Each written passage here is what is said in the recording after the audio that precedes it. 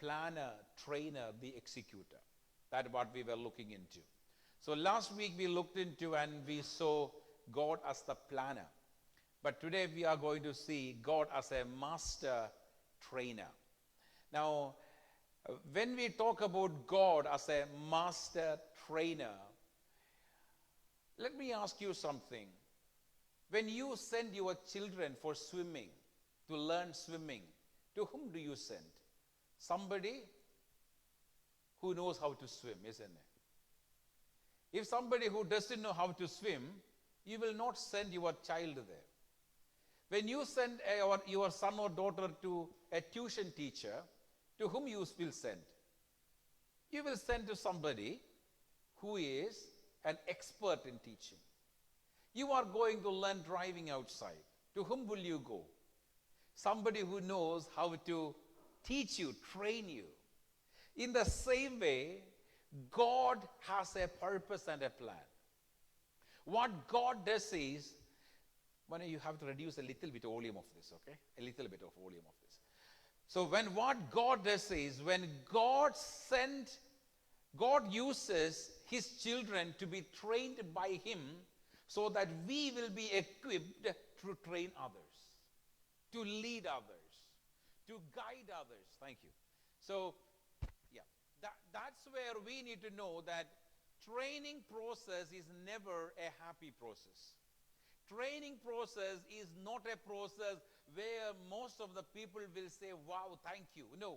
Training process is the toughest process, and only when we are trained according to his plan, he will be able to use us. If you want to be a medical doctor, in UK it almost takes 7 to 8 years for you to come out. In India it's 5 years, plus house surgency, I believe, maybe including house surgency. I'm not a doctor, so I don't know. So what happens is that someone who went to study as a doctor, first year they studied pathology and other things, not pathology, about body structure and veins and everything. They said it's too difficult, I don't want to study. They left it. We won't call that person anatomy. Yeah. We won't call that person a doctor. We will call that person a dropout. Isn't it? We will not call that person a doctor. We will call that person a dropout in the first year.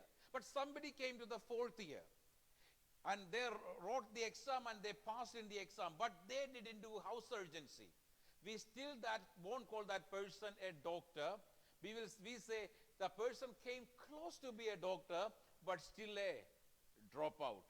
But that's the same thing with God. When God trains us, we do not know how long the process is. He will train you in such a way, he will take you through the valleys and through the hills, through the tunnels and through the waters and through the fire. And you might escape a narrow escape. You will go through tough times, financially, mentally, emotionally, in family, in everywhere, where you will be hammered with the hammer, chiseled with the chisel, sometimes go through the fire to be, to throw out everything wrong in you and bring the right out of you, to make you as a gold. And we say, God, it's enough. I don't want this to happen. Bless me. But God says, I am taking you to the blessing, but this is the process before the blessing. And that's where we need to understand that God is a master trainer. He trains us.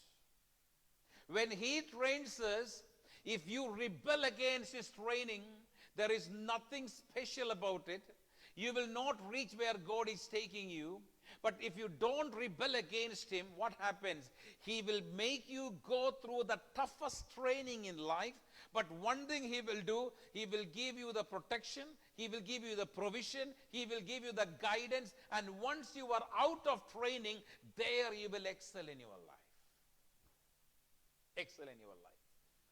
Now, when God trains you, sometimes he will separate you.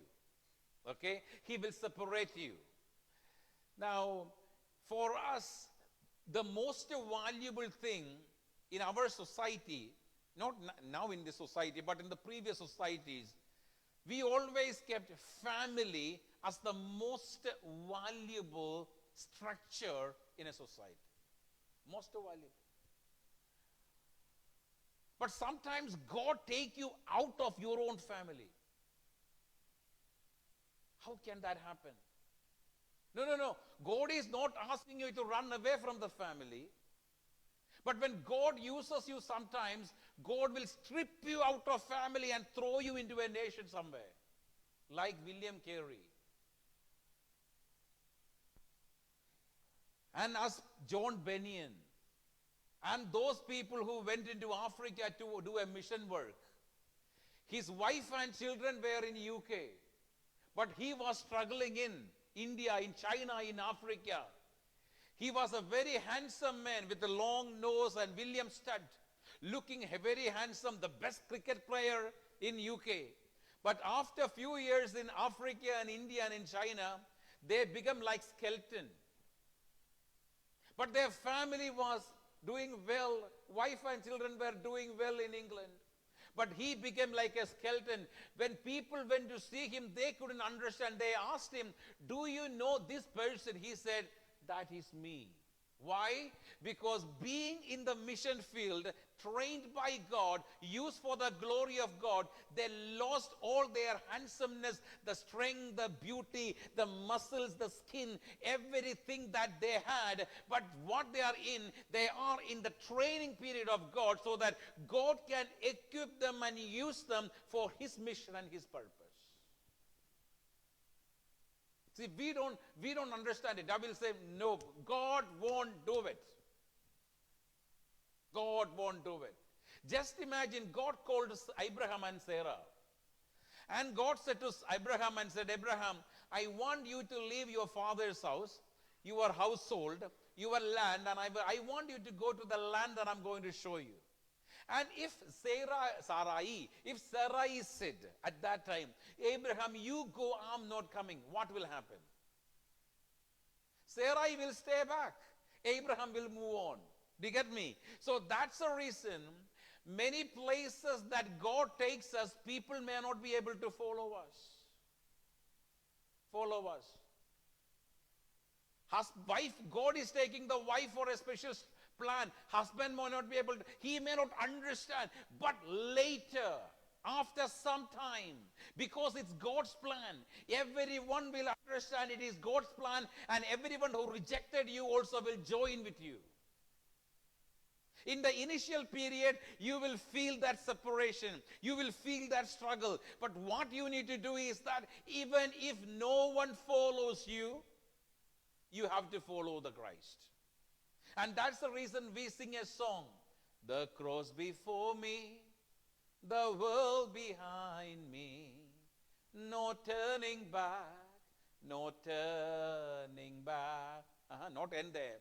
Though none go with me, still I will follow. Isn't it? So though none go with me, still I will follow. Though none go with me. See, what happens in Christian world is we tell everybody, just imagine an unbeliever becomes a believer. Okay, unbeliever becomes a believer. And we say to the unbeliever that even if your husband doesn't come with you, even if your husband hits you, don't worry, you come to church, you worship the Lord. Isn't it? That's what people teach. So then the husband is fighting, husband is hitting. Don't worry, sister. God will strengthen you. Many women come, not men. So they come and they sit here with a bruise on this side and hitting on the other side. We ask them what happened. They say, because I am coming to the faith, my husband banged me. No problem. Your reward in heaven will be great. So we are so happy to see. Don't worry. Praise God. But now just take a married couple. Okay, married couple. Both of them are in faith. God calls the husband to go to, just say in Sudan to ministry. And the wife says, I'm not coming with you. Then what we believers say? Till the wife agree, you pray. Why there is a difference between these? When a person was coming to the Lord, we said, you get the hitting, no problem. But when somebody called into mission, we say, you pray till the wife or husband agrees with you. That person pray and pray till 70, 80-year-old. When 80-year-old also, there is no permission from the family. That person still remains in the same church, thinking and crying, saying, I know that God has called me to go to Sudan, but I prayed and prayed, but nobody came with me. No, if God has called you to go to Sudan, you leave your family and you go. The same way, when we tell somebody that if you are coming to Christ, let your family leave you, but you remain in faith. That's the same thing you need to apply in the other place as well. Why? Because when God trains you, sometimes God will take you through a time of separation. When God trained Paul, Apostle Paul, who was Saul before, when he had an encounter with Jesus on the way at the gate of Damascus, after the encounter, he was in the Arabian wilderness for 3.5 years, meditating, receiving revelation from the Lord. There he got the revelation and he said, for I received the revelation from the Lord. The night Jesus was betrayed, he took the bread and broke it. Where did he get? When he was in the wilderness, not with the people. Sometimes God breaks us, separates us, so that God will be able to talk to us. Otherwise, we are always with people. Husband and wife all the time together. God cannot talk. Wife hear husband talk, husband hear wife talk. As soon as you leave the family, you come to workplace. You sit with everybody. As soon as you leave the workplace, you get into the car and you make the call on the phone. Hello, how are you? As soon as you reach home, you watch TV and then you talk to your family. Over. No time for God to talk. So what God does, God separates us so that he will be able to talk to us. Do you get what I'm saying? So that's the reason we as a person must give time for God to talk to us, separate time, independent time, personal time, so that God will be able to speak to us. Some people say, we will eat from the same plate, we will drink from the same cup, we will try to wear the same clothes. Praise God for that unity and love. But God is primary in your life. And you have to give time for God. When are you giving time for God to speak to you? We have a family time, prayer time. Praise God that everybody has. But more than that, do you have a time independently, alone, praying with God at least 1 hour a day, at least half an hour a day, at least 1 hour a week? Away, keeping all your mobile phones and gadgets and TV, everything away. Not saying, God, bless me in front of my church members. Show my pastor how blessed I am. Show my friends in church how blessed I am. Until you bless me, I will not leave you. Bless me. Oh, bless me. That's not a conversation. That's a supplication. That's a complaint to God. God, yet you are trying to get things out of God. But God saying, I have greater plans for you. Why can't you allow to speak to you? Our children says, I want McDonald's. Calm down. I'm taking you to Nando's. No. McDonald's. So they lost Nando's because of McDonald's. This is the same thing with God. When God is trying to give you the best thing, Lord, in economy class, give me a good seat, Lord. Good seat.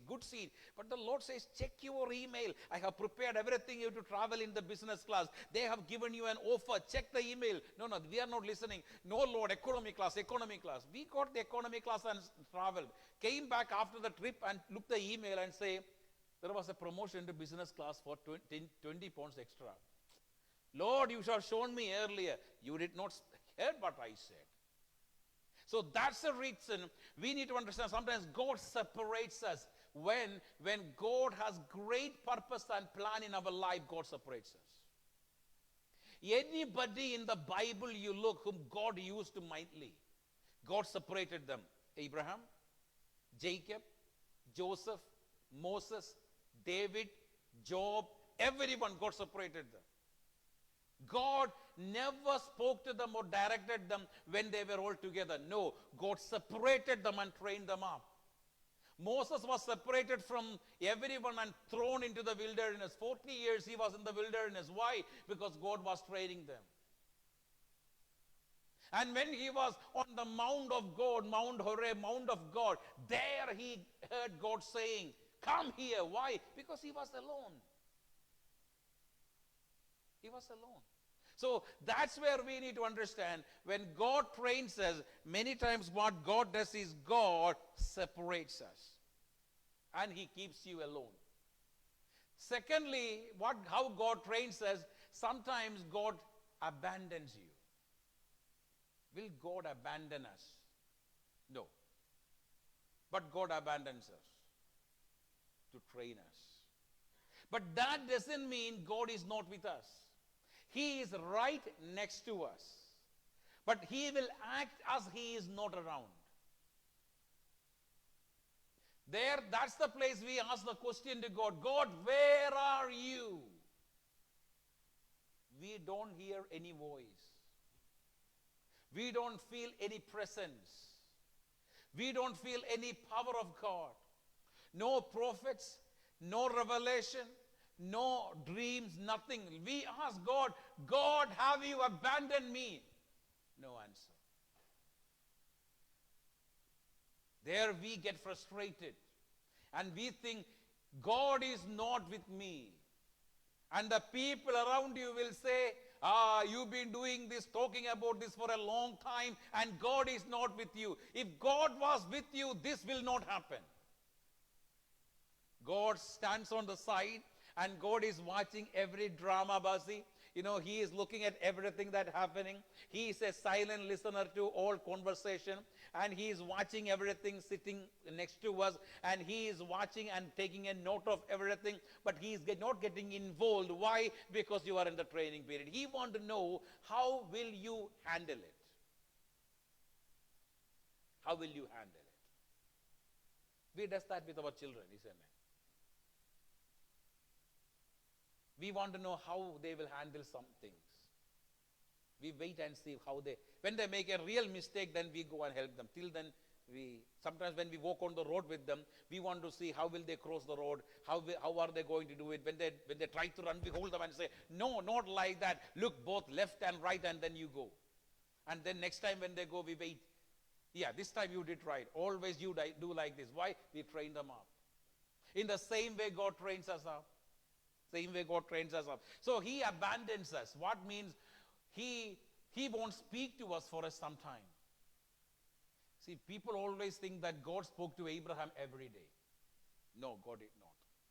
In 25 years of Abraham's life, God spoke to Abraham 5 or 6 times. That's it. Not more than that. But we feel that God spoke to Abraham every day. So we ask God every day, Lord, speak to me, speak to me. God said, I spoke to you 7 years back. What? 7 years back? Yeah, that's enough. When Joseph was in Egypt for 13 years, God never spoke to him. 13 years. He had a dream when he was 17 years old. After that, for the next 13 years, there was no conversation from God. What was his life? Tormented every day. Slave, maybe beaten up, ridiculed, pushed down, punished, no food, sleeping outside. He might be crying out, God, Elohim, where are you? No news from Elohim, the Almighty God. Adonai, where are you? No news from Adonai. El Shaddai, the Almighty, powerful God. No news from El Shaddai. He might be thinking in his heart, Lord, why have you abandoned me? But God was checking at Joseph and see, how will you handle this situation? And when the time of God came, God picked him up from the dungeon and placed him in the palace, showing that when you obey my plans, when you go through my training, I have a blessed hope and a future for you. See, training is something which none of us like to go through. None of us. We all like to be blessed always, okay? That's good. But God trains us. There are lots of people who have won a lottery. They were poor people. They won the lottery. In 3 years' time, they were poor again. There are many. You can check the Google, okay? Find out how many millionaires became poor after winning the lottery. They had more debts than before. Why? They didn't know how to manage the finance. So when God gives you money, what he will do? He will train you in how to handle finance. God will train you. So when God trains you how to handle finance, there are two ways he can do. One way, he can put you as in charge of a financial enterprise, or he will make you to go through a financial tough time. You will begin to understand the value of money. You will begin to save each penny. You will have a note of everything you spend. You will begin to save how to save the money. You will know where to spend, where not to spend. You will learn who your good friends are, whom to give, not to give. And after you learn everything, then little by little, God will give you money in your hands, and that money stays. Why? Because you have gone through the training. But when you go through the training of financial hardship, you tell God, God, why you are sending me through this? God says, you don't know how to handle the money, so I'm training you to handle how to handle money. You get me? So that's the reason when we go through a training in life, always understand in that field, God has some greater plans for us in the future. So when I went through financial hardship, not having money even to buy an undergarment for almost 4 to 5 years. And there I understood the importance and value of money. People say, even in that condition, you have to save. Well, we are not able to pay the rent. So where are we going to save? We are not eating 3 times meal. We are eating twice meal a day maximum. Why? Because there is no money. But what God was doing, God was training us one after the other, teaching us the importance and value of money, how to handle money, how to manage money. Let me tell you, you don't have to run after money. Money will run after you. But if you don't handle it properly, money will rule you. You will not rule money. How do money rule you? Credit card, overdraft, loan, debts, unnecessary mortgages rules you. Every month you will be paying and paying and paying. Whatever comes in, you pay. A couple of days ago, somebody called me and said, I don't have any money in my hand. I'm completely broke. How many houses you have? Why the money? Bought a new house. Maybe 600,000, 650 or 700,000. Second house. So that's not called broke. Okay? That is not a broken state. You went and bought a Rolls Royce, and then you are saying, I am broke. No, please, don't use those words, you are broken. It's not broken. You want to show in India that you are rich, so you buy a house in India. And you buy an Innova car in India, 25 lakhs. In front of the house, there's an Innova car. And a driver comes and goes every day, but no job. Why? Because let my family and everybody see that I am rich. Here you buy a good house and you bought 2 cars and you are wearing the best tie, and in the house you are buying food from Lidl and Poundland. No, don't go into that habit. Try to enjoy your life. Don't try to put your belt tighter and tighter and tighter. At the end of the day, the house in India, you are not living there. You go there once in 2 years, 3 years. You just go see the house and come back. Somebody live in the house. If I am hurting anybody, please forgive me.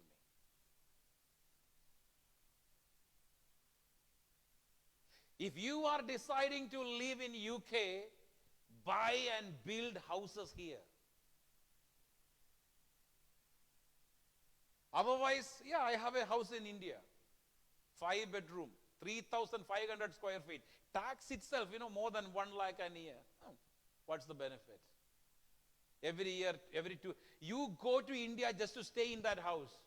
You won't be able to go anywhere for any other holidays. Why? Because your house is there. You go every year to India. You can go to France. You can go to different countries. But you don't go. You still go to India every year. Why? Because there is a house. I want to clean my house. Enjoy your life. So what God does is that God trains us. So when God trains us, we don't understand the field that He trains us. When we look into the life of Moses, God knew that God is going to use Moses to lead the people in the wilderness for 40 years. So what God did, God took Moses out of the land of Egypt, took him to the desert, and God trained him up in the desert, going up and down in the desert for 40 years. God trained him. So when Moses was in the desert with the sheep of the father-in-law, see, we always think that this shepherd will go back home every night. No, they don't. They don't. Once they take the sheep out, sometimes they stay away from the house for 2 weeks, 3 weeks, 4 weeks, and then they go back. That's how the shepherds are. Why? Because they don't have the green grass, the green pasture everywhere. They go from one place to another with the sheep where their green pasture is. And that's how Moses left from the house and went into the Mount Horeb. Because he moved away from the house. He was not going back home every night. He was way away from the house. Why? Because he was a man completely shattered and broken. His question to God was, God, I am born as a Hebrew, but I brought up as a Egyptian. I was brought up as a prince, but now I am equal to a slave. I am supposed to marry a Hebrew woman, but I am married a Midianite. I should not have connection with other persons and religions and culture, but I am part of a culture which is not right according to your purposes and plan. What my life is, what my purpose is, what I am on the earth for. I am not supposed to be like this. I had great dreams and ambition to save your people, but now look at, I can't even save myself. He look at his father-in-law and say, what a mistake I've done. Maybe look at his wife Zipporah and say, no, I should have been a Hebrew woman. But the Lord is planning something behind which Moses cannot see. The Lord have thrown him, abandoned him in the wilderness. He is there for 40 years, but nothing is changing, nothing is happening. Nobody is speaking, no, God is not revealing. He has no clue what's happening. He can look at his body, he can see all the skin is getting wrinkled instead of getting fresh. Maybe his beard by the time is gray. Maybe his tooths are beginning to shake. Maybe he has lost all his willpower to stand in front of anyone. And that's how God is training him. What God is doing here, God is taking Moses completely out of Moses, making him understand he is absolutely zero and nothing.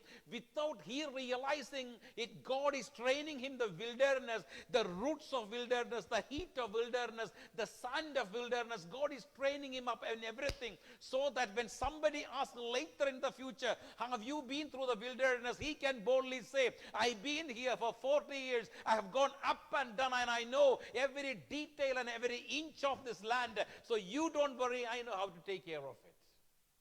See, when God sends you somewhere, God trains you up in such a way, when you stand in front of people, nobody will be able to point their finger at you. That's how God trains you. And then, after being 40 years in the wilderness, away from his wife and children, away from his brother and family, he comes and sees his family once in 2 or 3 weeks, maybe once in a month. There he is so sad. And one day when he was on the Mount Horeb, God says, go back to Egypt, where he was totally afraid to go.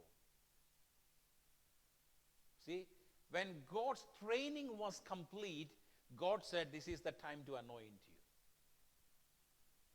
Let me tell you, you might be thinking now, Lord, what's happening with my life? But let me tell you, God is giving you a training in your life. But one thing I will tell you, do not rebel against the training. It is easy.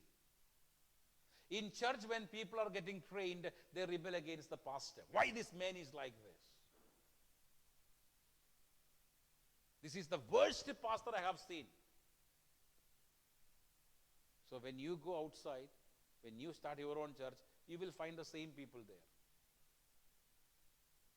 Because you did not get training here, so God will train you there. You will have tough time. So that's the reason, humble yourself.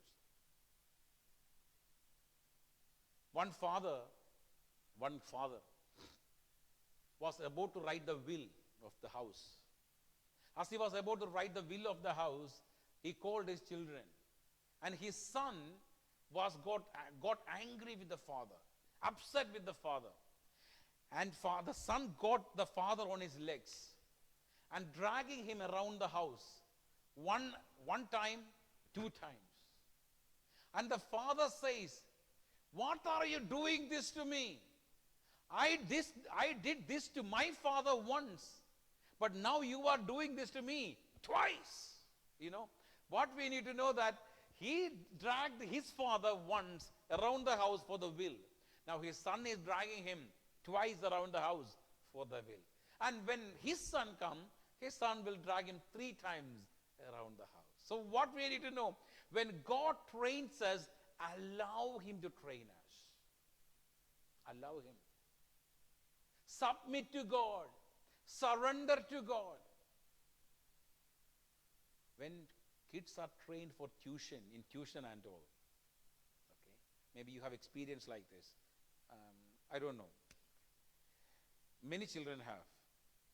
They ask, Mone, daughter, sonny, honey, please study. So what we do, we take the main textbook in hand, and inside the textbook, we keep the comic book. Comic book. In our country, when we were going at Pumbata, Balarama, I don't know what, Bob and Molly, whatever you have, we keep outside, they are looking and they are saying science, physics. Oh, my son is doing physics, but inside it's a comic book. Reading the physics and we are laughing, and say, Mama asking, why are you laughing? Mama, so funny, physics is so funny. No, physics is not funny. You don't understand any physics, so you are keeping the comic magazine inside and you are reading. What happens when the exam comes? When other people get 80, 90%, you get 40%. You just pass. Why? Because you were reading comic book when they were studying, others were studying. I don't know how many of you have done it. For those who have not done it, you can't do it now. Maybe you can keep something in the Bible and read. But let me tell you, please, if you have done it in the past, well done. You know. So that's the same thing people do. they go with the mobile phone into the bathroom. And what can be done in 10 minutes becomes 1 hour in the bathroom because you are sitting and watching and playing.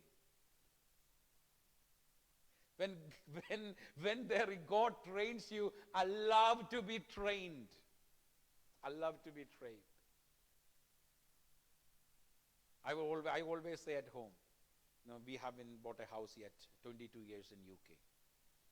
So I always say at home, see, when God blesses us, God will bless us in a big way. Wait. With my ability, I cannot buy a house. Even it is difficult to rent. So then how can we think of buying a house? But when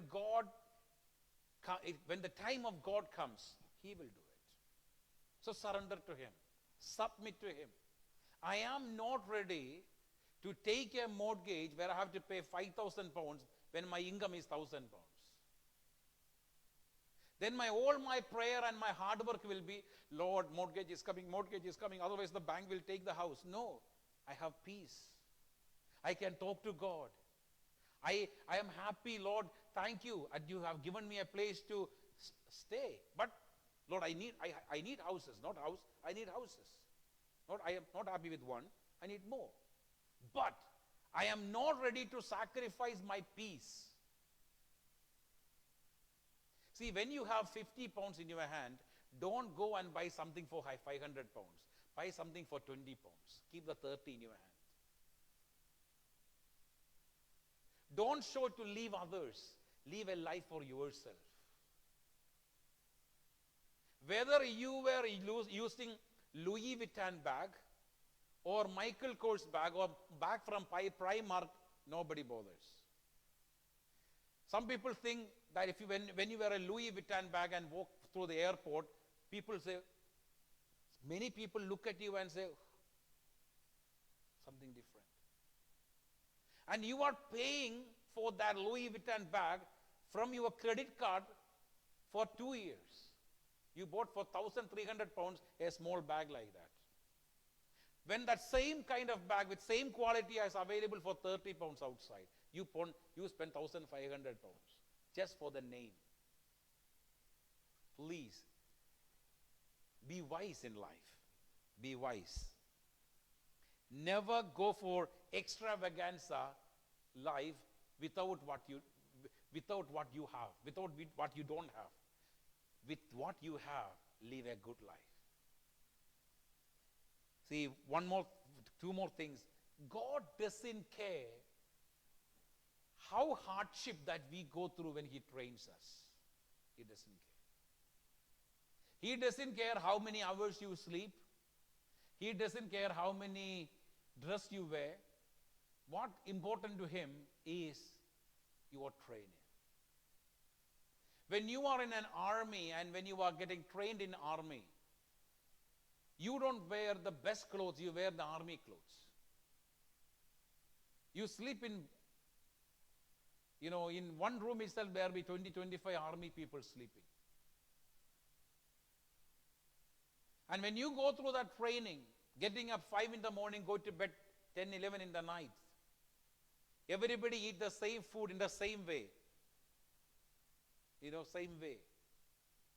You walk and march in the same way. You are trained. Some people fall down, ribs are broken, gone to the hospital, come back again, get training. Some people faint because of the sunshine, but still continue to train.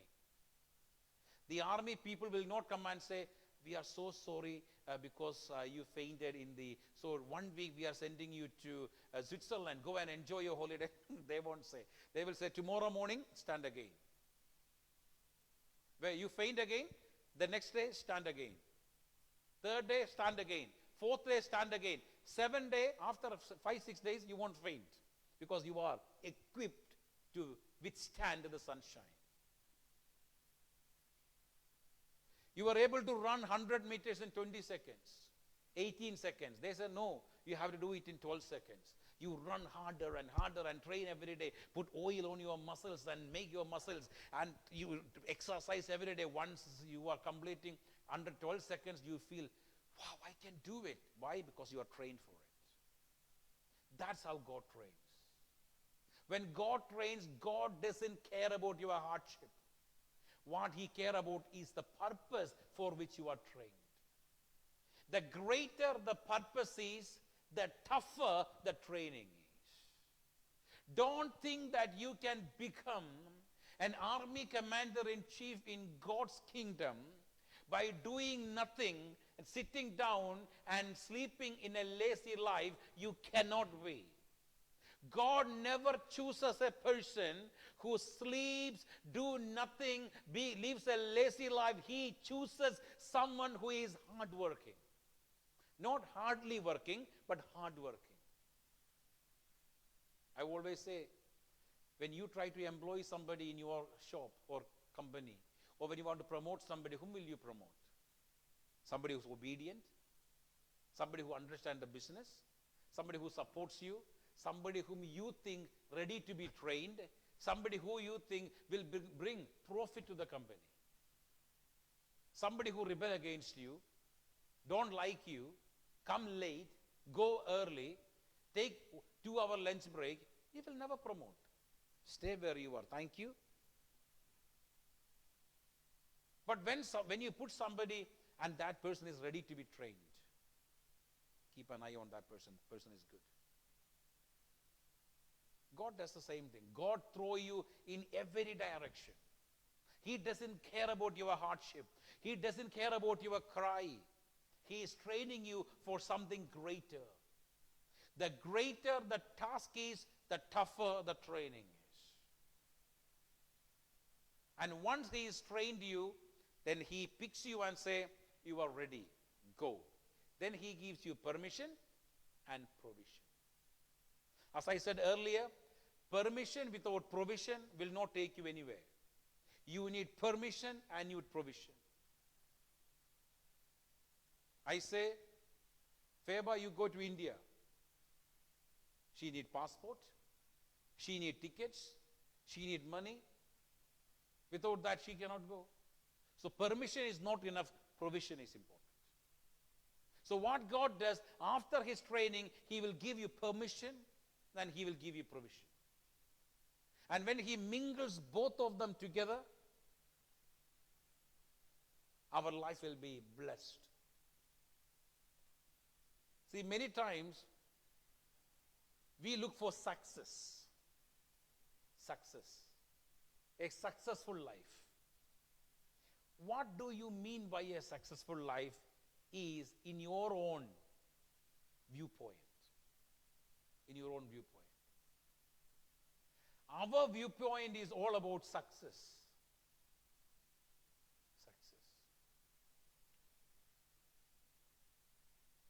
You wanted to buy a house. You bought a 4-bedroom semi-detached house. But the next door neighbor has a 7-bedroom detached house. You look at that person, you won't feel successful. But you look at a person who is next door, who is living in a 1-bedroom house, you will say, I am successful in life.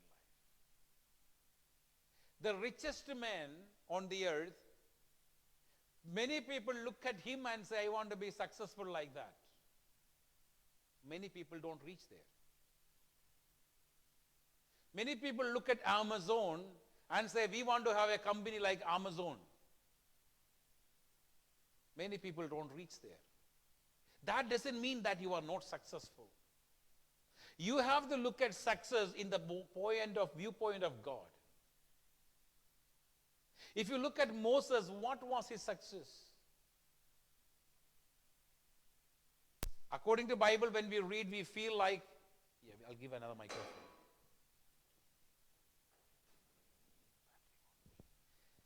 According to the Bible, when we read that, we will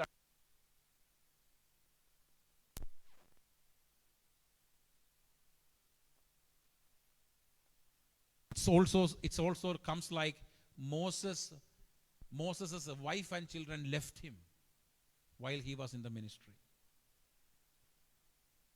His brother and sister spoke against him while he was in the ministry. Lots of people came against him while he was in the ministry. He appointed a successor to lead them to the promised land while he was in the ministry. When people look at Moses, people will say he was not a successful man. Lost his family, lost his prince's life, lost his brother and sister spoke against him. He lived all his life in the wilderness. He did not even reach to the promised land. He is not a successful man. That's what people will say. But in the eyes of God, he is one of the most successful men on the face of the earth. You look through the Bible. Keep Jesus out, because Jesus is God. Jesus is not a small God. He is God. Jesus is God. He is full God. But a full God lived in a human body. Keep Jesus out because of that. Look at the whole people in Bible. Moses will stand the top. Why? How God used one person to destroy a nation and to deliver a country. But when Moses look at himself, he might feel, Lord, am I successful? Let me tell you, looking at yourself, don't call yourself a loser. Never call yourself a loser. There are people who wanted to achieve great things in life, but gone without achieving anything. I heard someone saying, when I was young, I want to capture the whole world. Now I don't even have 1 acre of land. Okay, I want to capture the whole world, but nothing. Nothing happened. Tried everything, but nothing worked. But when you are on deathbed, let me tell you, do not look at yourself as a loser. The time God has given you to be trained, get trained.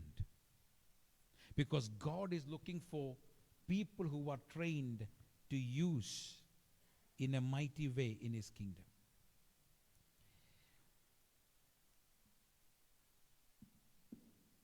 When God trained Joseph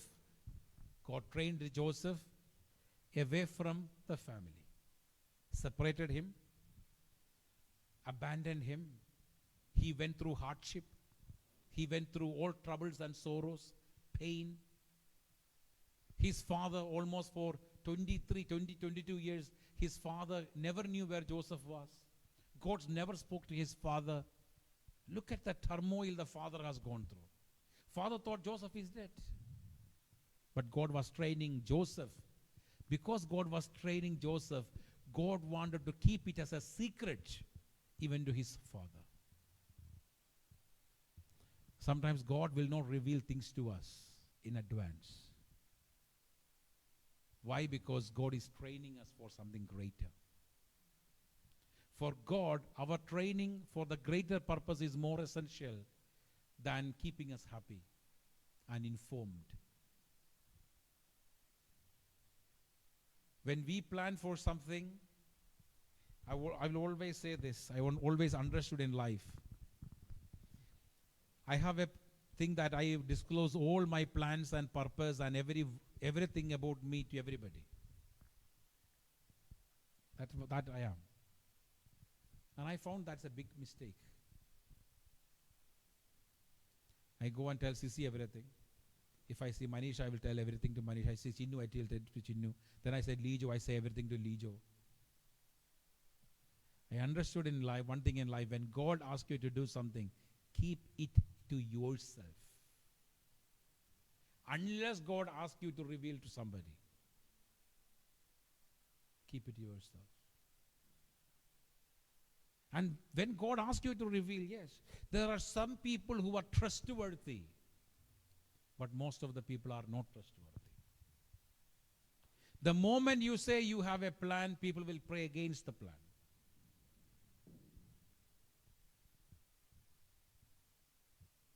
Number one, within your family, within your close circle, when you say, you have a plan, the other person will say, oh, you always say nothing will work. Negative words. The other, or your friends will say, oh, what is the point? Don't do it. Recently I spoke to a pastor and said, I am planning to do something like this. Then he said, no, pastor, don't do anything like that. Lots of risk involved. Don't do anything of that. Just do the ministry and just go forward. Why? Because nobody wants to see you prosper. There are very few people. Find those who want to see you prosper and speak to them about your life. Because when God trains you, God will make you understand who is right and who is wrong, whom you can depend and whom you cannot depend. And I will always say, those whom you cannot depend, keep them away. Keep them away.